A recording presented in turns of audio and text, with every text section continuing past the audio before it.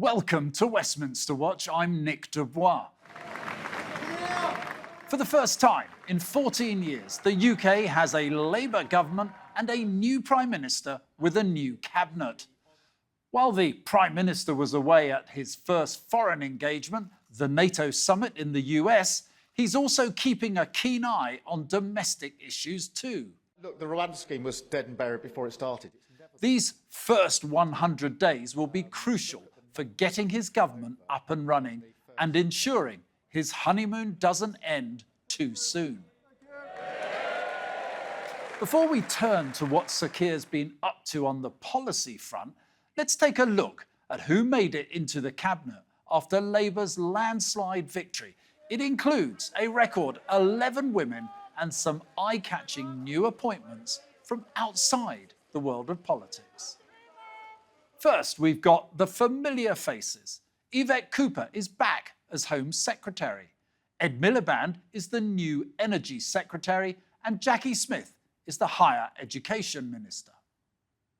Starmer has also brought in experts for certain roles, such as the new Attorney General Richard Hermer. Patrick Vallance, Starmer's new Science Minister, is a familiar face thanks to his daily briefings during the COVID pandemic. James Timpson, who owns a well-known chain of shoe repair shops, has been brought in as Minister for Prisons. Well, that's the shape of the cabinet, but how will that translate into policy? A lot will ride on Labour being able to get the economy firing again. Where previous governments have been unwilling to take the difficult decisions to deliver growth or have waited too long to act, I will not hesitate. Growth was the Labour Party's mission in opposition. It is now our national mission. There is no time to waste.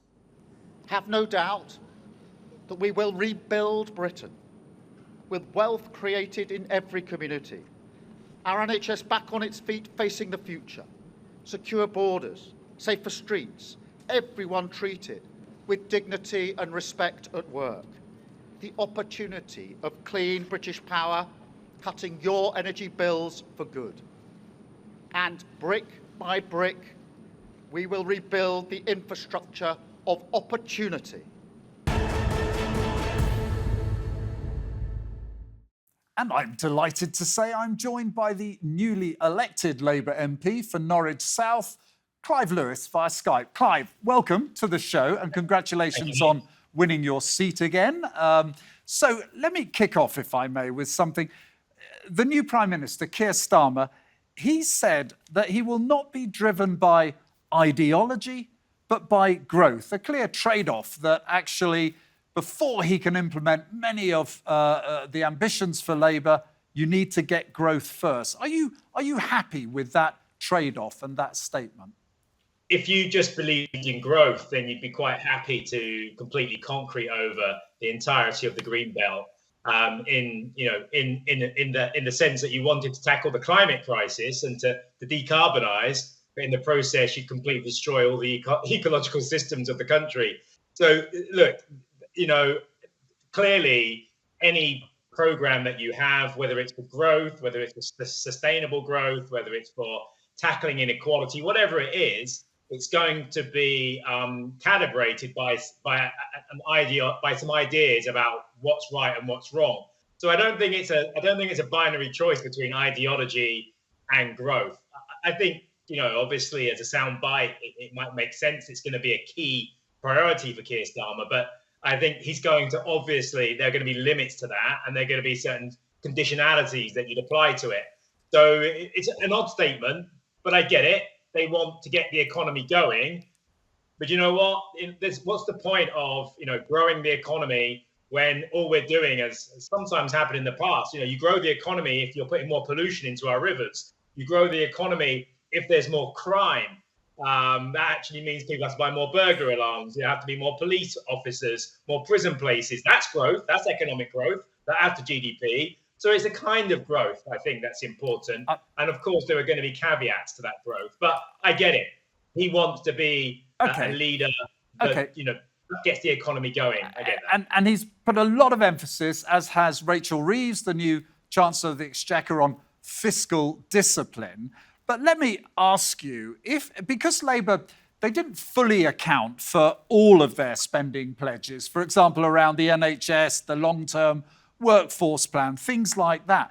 If growth is harder to come by, and if you like, the government don't get that growth, do you see yourself having to confront a choice between increasing taxes, abandoning promises, or cuts to benefits? Is that something that the current Labour Party might have to face up to? So, look, we're the sixth richest, biggest economy in the world. We only have to look over at the US to see how Joe Biden has, through the Inflation Reduction Act and other programs, been able to generate some of the lowest unemployment levels in the last 54 years. They've massively reduced child poverty in the United States. And they've done that through government working, directly working in the economy, a direct imposition on the economy in pushing and promoting and investing in those areas. And I think that's probably where Keir Starmer and Rachel Reeves have been looking at for inspiration. Now, there are going to be, no one can guarantee that you will get that economic dynamism that you're looking for. And that is a risk, it's a gamble, but it's one that I think the public have said they want them to try. I would also add those caveats in there about sustainability. There's no point having growth if we once again destroy our ecosystem and our environment, but sustainable growth, I think that's what they're going to go for. If they don't get that, then there obviously are going to be some bumps along the road. They've made a pledge not to increase VAT, national insurance and income tax, but that still leaves lots of room for innovative taxes like land value taxes, increasing council tax bands at the very top, or some new council tax bands for some of the biggest houses and homes. It also leaves open room for wealth taxes. So there's a lot of wealth in this country, and we need to perhaps potentially tap into that to be able to then reinvest that in the economy in a sustainable way. So I think they can keep their promises, and there's a potential for them to be able to achieve some kind of growth. I mean, the alternative is stagnation. The alternative is to carry on as we have done under the last Conservative government. And I don't think that's an option. And that was shown in the election results. Well, I suppose, again, if you took that to its logical conclusion, that if growth doesn't come as quickly as I think, frankly, we'd all like to see empowered growth, how patient will the Parliamentary Labour Party be if Keir Starmer and Rachel Reeves are less enthusiastic to look at some of those other taxes to fund some of their promises, such as the NHS? How patient can they be? I know what it'll be like for many newly won seats where they're on very narrow majorities, Clive. They'll start getting pressure for changes in public services. How patient can the Labour Party be with their own government before they say, put taxes up, started paying for more services? Let me just consult my crystal ball. I mean, look, I think most Labour MPs will probably be aware that, yes, many have very narrow majorities. They would hope that this is going to be a 5-year term, although, no one knows in this day and age how long a parliamentary term will last for. But in that 5 years, I think people will understand that we've had 14 years of decay, 14 years of chaos, 14 years of broken promises from the last Conservative government. That's on top of decades of a kind of laissez-faire economic approach, which simply hasn't worked and definitely hasn't worked since 2008. So it's gone on for a lot longer than just those 14 years. And so I think what you will find is that Labour MPs are aware that there's going to be a lot that has to happen to get those ducks in a row, to be able to get the engines of the economy going, to be able to get planning in a place where we want it, to be able to get house building going, to be able to get those teachers that need to be, to be trained and then brought into schools. It will take time, but clearly, it's a $6 million question. How long?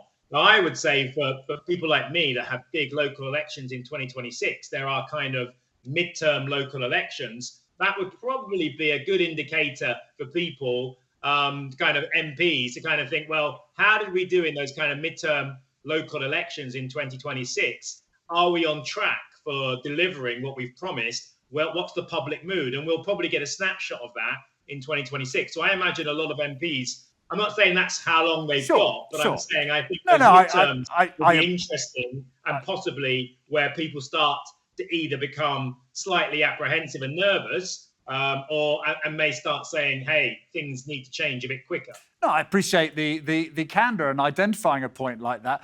But in fact, we're getting an early indication, aren't we, of the sort of pressures and challenges a large governing party, and let's face it, you don't get much larger than a parliamentary Labour Party is at the moment, when I suppose I'm really asking, would the Labour Party today in Parliament, it's already demanding that the government rethink the 2-child limit on benefits. And that's a tension already, isn't it? Now, is that a tension between, and forgive me what is rather crude here, between the left of the party and the centrists or the Blairites? Or is it a widely held feeling that with another 100,000 more children affected by the 2-child benefit limit over the last year alone, that this Labour Party wants to flex its muscles already with the Prime Minister?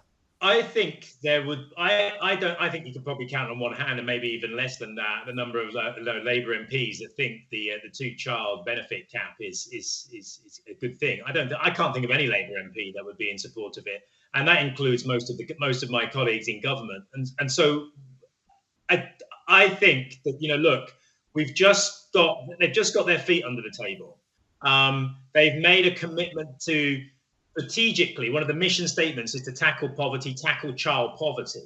I don't think any Labour politician comes into power to want to see an increase in food banks, an increase in child poverty, an increase in inequality. None of us do. We're progressives. We want to see that change. But we also have to understand that we have a new Labour government that is trying to unpick and untangle 14 years of chaos and decay under that last Conservative government. So I think that they need to be given time. How long is again the $6 million question. But those children in my constituency who are where we know the early warning signs of where they're beginning to nibble sand or chew their pen, the teachers look out for that. These children are hungry. It means they can't concentrate. We understand that tackling child poverty, tackling poverty full stop, is going to be a wider program than just the 2-child benefit cap. Clive. But that's clearly a crucial part of that strategy. So look, do I think that the elements of the PLP are going to be anxious that they're going to want to see that change quicker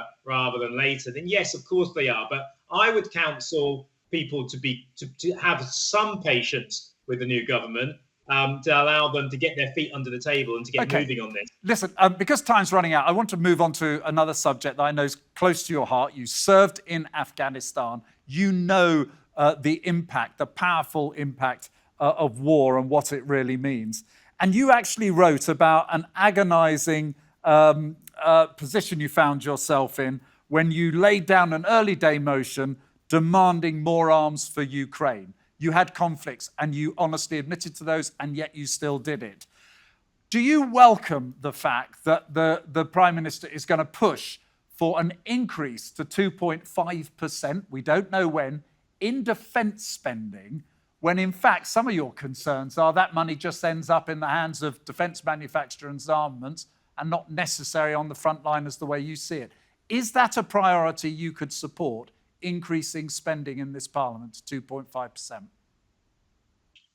I'm going to look at the detail. I just sat here and told you I had to give my government time to find the resources to be able to tackle child poverty and the two-child benefit cap.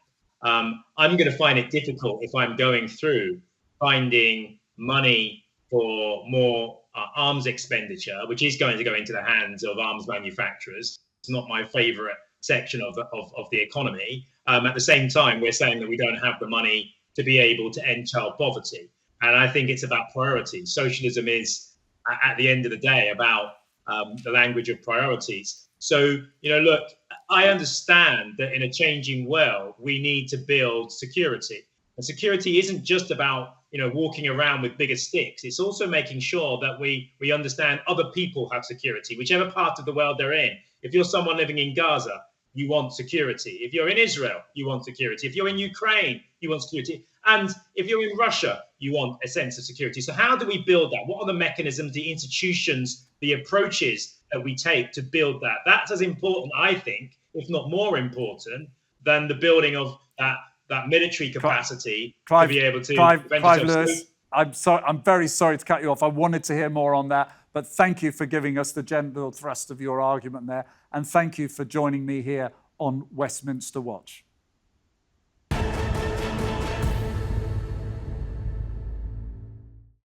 We've heard from Labour MP Clive Lewis, but let's broaden out the discussion now with the News Movement's head of news, Becca Hutson, and Labour Party historian, Richard Power Sayeed. Welcome to Westminster Watch. Richard, let me start with you, please. We've kind of heard pretty much in the a now distant general election a lot of criticism from Keir Starmer about the failures of the Conservatives, not so much necessarily in the detail about what Labour may do, but let me ask you, what should their priorities be? Well, carrying on blaming the Conservatives for as long as they possibly can should be pretty high up there, I think. That seems to be a winning formula. People have been remembering how when George Osborne got into power in So this is what you're going to do now? Give me a litany of Tory failings? Oh, no, I was going to quite quickly go on to the actual thing that Labour, the substantive thing that Labour's going to be doing, which all of the Tory blame is softening the voters up for, which is raising taxes. As we know, during the election, Keir Starmer was very keen to tell us which taxes he wasn't going to raise. He was very keen to tell us the taxes that he didn't need to raise. But there were a few that we all kind of got the sense that might be in the plans for increasing. Those are capital gains, perhaps a revaluing of the council tax bands, maybe even going after pensions relief. These are all taxes which would have a bit more of an impact on wealthier people. But Becca, let me ask you, is it a given he's going to raise these taxes? I thought he told us that he wouldn't need to do this apart from his non-dom tax, his VAT tax. He wouldn't need to do anything. He was going to get the proceeds of growth. Well, I think you make the perfect point, don't you? That there were lots of taxes that we talked about we don't need to touch, but there were a few that sort of weren't mentioned. And, if we are going to talk about any kind of tax burdens being increased, they are exactly the kind of people and places where there is money to be brought back into the state and that we need. But there was also so much emphasis during the campaign around the fact that it was fully costed, and they need to kind of balance this idea that not everything is going to get better. I mean, you're giving them a week and a bit of a honeymoon period. I hope we can be a bit more generous, but the country needs to realise that we are dealing with 14 years of dilapidation in public services. There's a lot, and also the Labour Party didn't know exactly what they were inheriting until they came into power. I'm not going to. You can't get away with that. There's more transparency now, Becca, Richard. Everyone knew how bad the prisons were. Everyone knew how bad the books were. This is tosh to say they didn't know what. No, absolutely. They literally didn't know. They don't know. So you turn up on day one and you think, oh my goodness, there's what's the opposite of zero money? What's worse than zero money? Which is kind of where we are. So I think absolutely they're warming us up for increasing those taxes potentially. And I also don't think people would have a huge problem with them. I mean, apart from people that are going to have to pay it probably. And let's be honest about it. There are some things which are just going to increase in cost. We're talking about ensuring that we've got enough doctors, ensuring that we've got enough teachers. At the moment, it's very simple. In a labour market, in a capitalist labour market, if you're not willing to pay these highly skilled professionals enough, they'll go somewhere else. They'll do a different job. They'll go do that job, but in another country where they're paid properly. There's not really any option about it. The only other option, just to be clear, would be having doctors and teachers who are lower skilled, right? Where the barrier to entry for those professions is lower. That just costs money. This is interesting. It's as simple as that. Are you saying that he's going to, Wes Streeting, the Health Secretary, is going to give in and back pay the doctors to 2008 levels? What is it, a 35% rise? No, I don't think he will. I think he'll quite enjoy. Well, won't they all run off and leave then, according to you? I think lots of them will. I think he'll quite enjoy having a bit of a fight with them. I don't think that's the solution. The solution is recognising that these are highly skilled people who are just going to have to be paid a bit more. But will the back paying happen? No. Something that I really noticed, there's just more momentum in every conversation where we're talking about... But isn't he going to disappoint? And is the honeymoon therefore going to be over within a month or two? No, I So don't just think being nice to them and not giving them money works? But having a far more workable conversation. It's not that combative kind of mudslinging that we got to, and maybe not matching the 2008 35%, but absolutely, to your point, recognising that these people will go to Australia, they'll go to South Africa, they'll just leave the NHS, and we absolutely need to get that back on track. The tensions in the Labour Party are already beginning to show, aren't they? And there is going to be this tension, not in so much they don't share the same objectives, but actually when they can meet those objectives because they're wedded to growth. So, Richard, let me start with you. The two-child cap on benefits seems deeply unpopular. We were talking to Clive Lewis earlier, but deeply unpopular across the Labour Party. This is a tension that could come to the fore very quickly, isn't it? Well, I suspect it's not going to, because I suspect that it's very, very high up the list of things that Rachel Reeves is finding money for. But she's ruled it out. She can't put it in her first budget now, can she, Becca? Well, no, but they're saying that it will be the first thing that gets reviewed, and I think you're completely right. I mean, you cannot be a Labour government and not be committed to trying to eradicate child poverty and to trying to alleviate the burdens on families. So I think you're right. I think politically, I don't think that there are huge examples of disharmony in the Labour Party yet. I really don't. I think in terms of discipline, I'm not I think saying they are it's incredibly disharmony, but disciplined. it's a tension that you have got people saying that this is a mistake. The Labour Party should not have this cap. They were saying it before the election. The reason it's not a tension is because there's basically no one who thinks it's a good Yeah, thing. no, I think they all would like to be able to alleviate it, of course. Even Liz Kendall, the new Work and Pension Secretary, it's very nice to be able to say that, isn't it? No longer shadow, who's very much on the centrist wing of the party. Even she was basically saying in her interview, come on, Rachel, give me the cash for it. You're in the same camp as Suella Braverman on the right of the Conservative Party, who shares the same view. But OK, let's move on. Let's talk about another issue that's right up there. Keir Starmer, when he went over to the US at the NATO summit, he went out there telling everybody else that they had to match a 2.5% share of GDP to spend on defence. Yet he's saying, well, I'm going to do it one day, but you guys cough up now. Seems a bit odd, that, doesn't it? Well, I kind of thought that the whole 2 point, I feel that was a little bit of a trap that was set by the Conservatives in the very beginning when they were sort of, there were various iterations of that Conservative campaign where it was like, we'll have the security, this is going to be the security election. So then it was this, they were making promises about matching defence spending that the Rishi Sunak and Jeremy Hunt were never going to have to do because they were never going to be in office. And the fact is, they're doing the military spending review, the defence spending review, but we don't have the money for it. We've got so many other priorities. It wasn't a defence election. So you wouldn't back it if you were No, I really would. I think they've got an interest if they need to spend money, and we've already outlined most of them in our conversation. Well, you've just spent £3.5 billion on abolishing the two-child benefit cap. Are you saying that his commitments to Zelensky, the way he said there's not a slither of difference between us and the last government, means that he'll have to row back Keir Starmer if he doesn't increase defence spending? I think the commitments to Zelensky are far more short and medium term, whereas the 2.5% target and just defence spending as a whole is a much more kind of what's happening over the next, let's say, 5 years. And the 5 years when Russia is one of our biggest threats? Absolutely. But I think You're that almost sounding very Corbynista here. Oh, that's very very naughty of you to say so. I don't think that's true because I'm very committed to our what's basically become a new Cold War against Russia. What I would say, though, is that I think that our society, European societies, US society, are most vulnerable against the Cold War that we're in now, definitely with Russia and really, very close to it with China. We're much more vulnerable to that because of the disorder, the political disorder, the instability that we've experienced over the last 6, 7, 8 years, and that the only solution to that is growth that everybody recognises they're getting a part of. But not spending. OK, last question to you, if I may.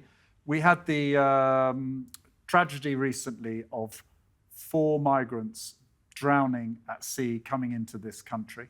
There's no attempt to blame the Labour government for this. It's early days, of course. We've seen the spectacle in the same 24-hour period of photographs of French police officers actually just looking as a boat is launched. Keir Starmer's hoping he's going to get better cooperation with the French. That's not a good start, though, is it, to see the French, who are paid to help stop these people, in those 24 hours not do that? But it is a broken relationship, isn't it? The fact is the mudslinging across the channel from the Home Office previously, blaming the French for what was happening on the beaches, was completely unfair. So we do need. Well, is it unfair? No, I really do. There? And I think we've burned. We sort of post Brexit. I think we all the Conservative government was operating like we didn't need European cooperation to deal with what is a European-wide problem of the crisis in the Channel. So absolutely, we need to kind of rebuild those bridges and have far more cooperation. And I kind of trust Yvette Cooper to do a far better job of that than any of her predecessors.